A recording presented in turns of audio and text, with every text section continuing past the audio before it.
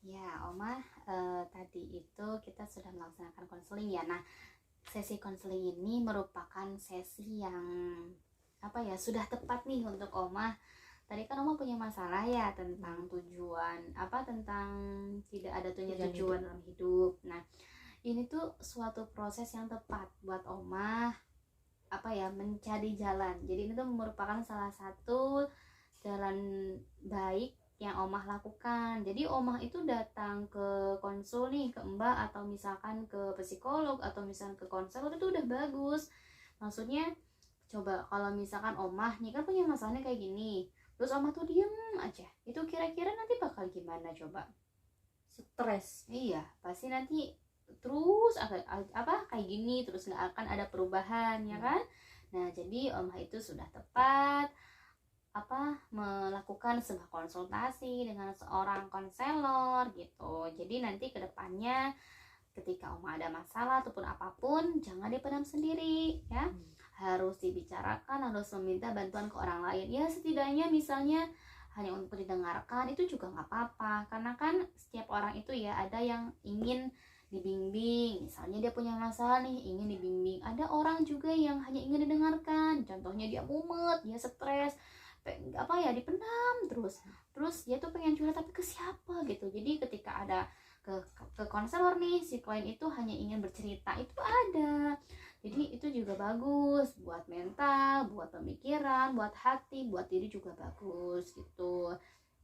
Jadi apa ya, intinya Oma harus terbuka juga, harus nanti jangan apa ya, jangan memendam diri lah gitu kan. Oma juga udah lama ya mempunyai ini, apa yang tujuan ini nggak ada, tujuan hidupnya nggak ada, itu udah berapa bulan atau berapa tahun? Bulan Ya. hampir 10. Oh, dari sejak kapan berarti? Dari akhir tahun 2021. Iya, nah itu kan udah lama, 10 bulan Oma ngelakuin kuliah, bahkan kuliah udah semester 5 nih ya. Terus berjalan dan hanya lurus saja. Itu kan nanti apa ya, ketika Omah nanti sudah karir atau mungkin sudah usia yang benar-benar dewasa, misalnya 30 tahun, tapi pencapaiannya itu nihil, misalnya stuck di situ gitu kan itu nanti tidak enak, tidak nyaman juga untuk kita kan gitu. Jadi ya gitulah pokoknya mah, Oma harus siap, harus bisa apa ya, membulatkan tekad Oma begitu. Ya. Iya. Iya Oma, tadi kita nggak terkerasa ya waktu itu udah sekitar 1 jaman, dan mungkin sebentar lagi kita akan mengakhiri proses konseling ini. Dan sebelumnya coba ada lagi unek-unek yang mau Oma sampaikan? Unek-unek Ya mungkin ada lagi yang belum jelas, atau pengen lagi ada masalah lain misalnya, ada nggak sekarang? Belum ada sih Mbak kayaknya. Ya nanti kalau misalkan memang ada, nanti kita bisa melakukan sesi konseling lagi di lain waktu ya. Nah, untuk itu nanti Oma jangan canggung, Oma jangan jangan sungkan lah, nanti telepon lagi sama Mbak ya. Nah, untuk tadi permasalahan yang tadi sudah kita bicarakan, nah Oma itu kan sudah tahu nih, Oma itu berarti karena faktor kenapa Oma itu bingung, kenapa kok sekarang tuh hidupnya ngalir aja gitu kan, maksudnya nggak ada tujuan. Itu kan salah satunya dari faktor orang tua yang udah meninggal itu kan, jadi semangatnya berkurang. Nah, terus juga dari insecure ya tadi ya. Nah, sekarang Oma kan mungkin tadi udah tahu nih, Oma itu berarti harus ambis ya, harus mencoba, harus mulai menulis dari hal kecil gitu, terus nanti dilakuin kan gitu. Nah, sekarang Mbak di sini akan mencoba mengasih sedikit saran yang mungkin nanti Oma itu bisa melakukannya. Jadi mungkin yang pertama itu, Oma itu dari hal yang terkecil, niatkan dulu kan yang terlebih dahulu. Oh iya nih, mulai besok aku mau berubah, mulai besok aku akan lebih semangat lagi. Jadi memberikan effort kepada diri sendiri, terus lebih yakin kepada diri sendiri, optimis, itu yang paling penting. Yang pertama. Nah, terus yang kedua, dari situ Omah mulai nih memikirkan apa sih yang ingin aku capai, apa sih tujuan yang ingin Omah capai, dari mulai pendidikan, misalnya dari hal nilai aja. Oh, aku nilainya pengen ini nih, pengen A, atau dari presentasi, besok aku presentasi harus kayak gini nih. Nah, itu bisa dari hal yang terkecil nanti Omah lakuin terus sedikit demi sedikit sampai ke yang paling besar, yang tujuan Omah itu ingin membahagiakan orang tua. Nanti bisa digali lagi caranya, nggak hanya sekedar ingin membahagiakan orang tua dengan pekerjaan, tapi Omah di situ bisa mungkin menaikkan umroh kah, atau misalkan ngasih uang kah, yang kayak gitu, itu bisa.